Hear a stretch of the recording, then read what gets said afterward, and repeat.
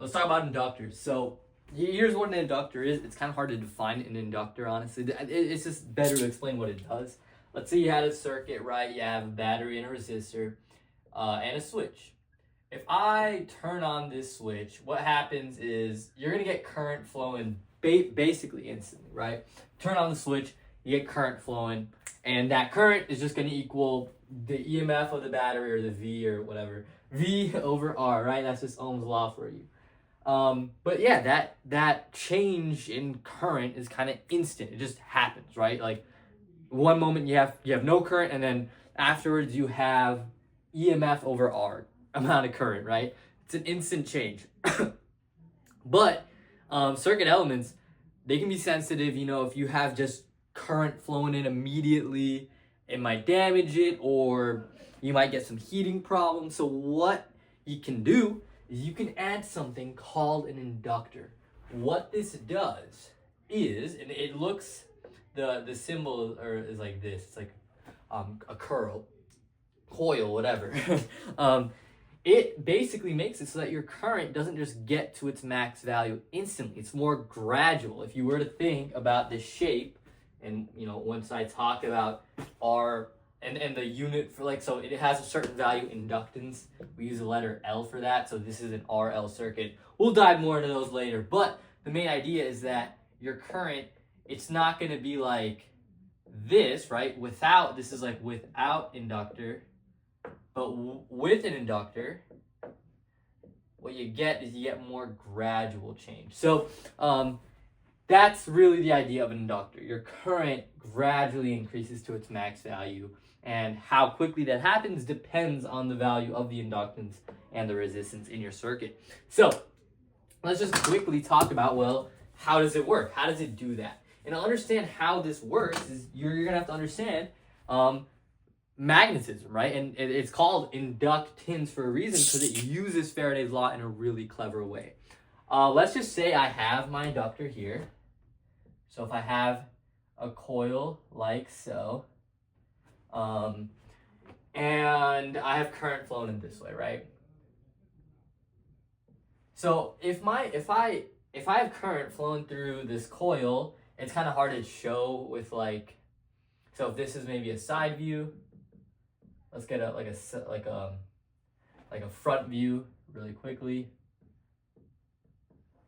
So if this is the front, if you have current flowing through like this, it would loop around such that it would look, I think, like this, right? You would have, if you were to look at it from the front, it's like looping like such, where it's looping clockwise towards the front. So that's gonna, if you use your right hand rule, right? If you use it's this way. If you use your right hand rule, there's gonna be current. There's gonna be a magnetic field pointing into the page, or there's gonna be field lines like so, B. So yeah, you have a magnetic field. Well, and hopefully that's you're cool with. And the magnetic field for a solenoid, you can show using Ampere's law. It's equal to B over mu naught N times I, and N is the number of turns per length. So what happens if you change that current? Well, if you change the current, you're going to change the magnetic flux. And when you change the magnetic flux, this is kind of interesting. You have a change in magnetic flux through the solenoid. The current creates a flux for the solenoid, because there's magnetic, if you were to draw the actual magnetic field lines, right? It's there's going to be field lines coming through that area. And when you have that sort of a scenario where you're changing the current, you're going to also change the flux, because that magnetic field is changing. So if you have a change in magnetic flux, that's going to induce an EMF. So that EMF, let me kind of draw this a little bit more cleaner. In a scenario like this, right? If I have current, let's say for the first example, I'm increasing the current, right? So the current's getting stronger. That means the magnetic field this way is getting stronger. I need to induce an EMF this way, right? To combat, and that's Lenz's law, to whatever your change in flux is, that's going to oppose that it's going to oppose that change. So if my magnetic field is getting stronger this way, I need an EMF this way. So that would produce, so in this case, right, it would produce an EMF that opposes the increasing current, which would be, and that makes sense because then magnetic field induced would be out of the page. And if you were to like follow, that's like, it's like looping through this way. So that would be overall an induced EMF this way. You can draw it like the induced EMF is overall combating the change in current that's happening this way. Hopefully that makes sense. Because it loops around, like if it's counterclockwise, it's going to loop around that way. So you get an induced EMF. That's awesome. Now, how can we quantify that induced EMF? And I think this induced EMF is called a backing EMF. Let me see if there's a name for it. This process itself is called self-induction. What is it called? In my textbook, probably. It's called, like, I think back EMF or backing EMF. It's just an EMF that opposes that. If your current is decreasing, well, then you're going to get an EMF the other way, right? So it's just Lenz's law. That's why it's called, like inductance. So let's talk about it. Let's mathematically show what's going on here. If I have an inductor, there's going to be a certain amount of magnetic flux going through this coil. Now, you can get inductors of all sorts of shapes. We could focus on the coil for right now, but we'll talk about inductance for different shapes, more on so later. So the amount, let's say we have, like, there's going to be a certain amount of magnetic flux. I'm going to call it N times flux. You know, it could be flux total, but what I can do is I can say, well, the flux for one of these loops is going to equal a certain amount. So you have n amount of loops, it's n times flux. It's proportional to the current, right? Why is it proportional to the current? Well, flux is just B times A. And B, the magnetic field, is proportional to the current, right? You could see right here, B is proportional to the current, and for many, many shapes, I can't think of a shape. For a toroid, it'll be proportional to the current. If you increase the current, you're increasing the magnetic field. That's the deal. Like for a wire, that's the deal, right? Like when you have the magnetic field due to a line is mu naught I over 2 pi r. B is usually proportional to your I. So I could say my flux, the total flux, N times flux of loop, is going to be proportional to I. But how is it going to be proportional to I? That kind of varies shape to shape, right? Like for here, it's mu naught times N. Here, it's something else. So what I can say is it is proportional by a constant L. L, sure, why not? It's proportional to L. And just for giggles, let me call this the inductance. Why not, right? Let's just give it a fun little name, inductance. I guess how well does it induct? I don't know. Let's just call it inductance. So now let's just take, once again for giggles, let's just take the derivative with respect to time on each side. N times flux of a loop. And then let's do it on this side. So the derivative of the total flux with respect to time, hey, that's the induced voltage. That's Lenz's law. And now for here, we have, and by the way, this really is going to be a negative because, you know, hopefully you see on the equation sheet, there's a negative, and we'll talk about what that means. Take the derivative of L times I. L is a constant, and we'll show that it is a constant in maybe later videos. But the inductance, it's like a property of whatever your inductor is, so it's not going to change. The derivative of I with respect to time, well, that's just your change in current, or di dt.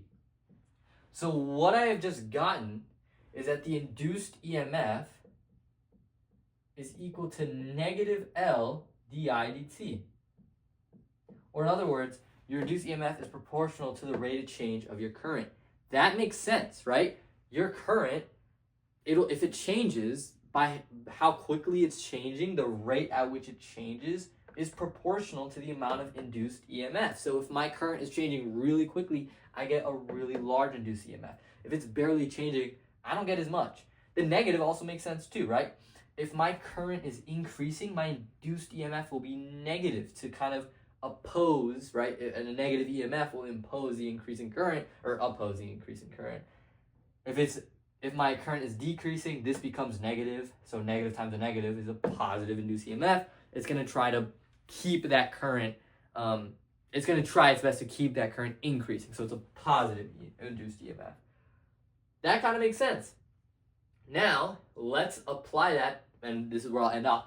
And by the way, this has units of, L, by the way, has a unit of Henry, units of H. We'll do dimensional analysis and show what those units are. But for right now, let's just show how this affects this circuit. So if this has a certain inductance, L, the current's not going to, we know the current's not going to increase to zero. When I turn on the switch, the current will slowly increase. That means this is going to be positive, right? Because it's going to be increasing. So I'm going to get a certain amount of I that's going to be increasing. And then there's going to be an induced EMF. I'll call it E induced. That's going to be opposing it, right? Because if my current is going this way, I'm going to have an induced EMF that way, if it's increasing this way. So I have an induced EMF the other way. So what's going to happen? Well, that current, right, it's going to start to, it's kind of hard to conceptualize.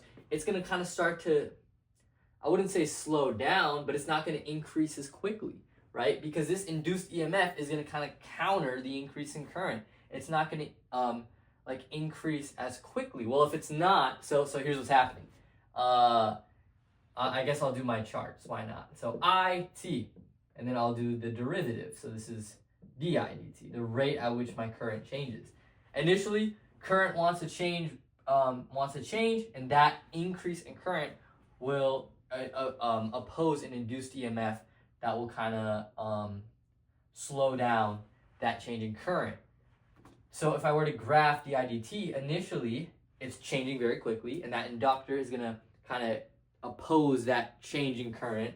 So it's going to kind of slowly, this might, calculus-wise, this might not be the right shape, but we'll roll with it. So it's going to be it's going to try to increase, di dt, it's going to get opposed, so it's going to start to drop. Well, as di dt starts to drop, my induced EMF will decrease, right? Because now there isn't as much change.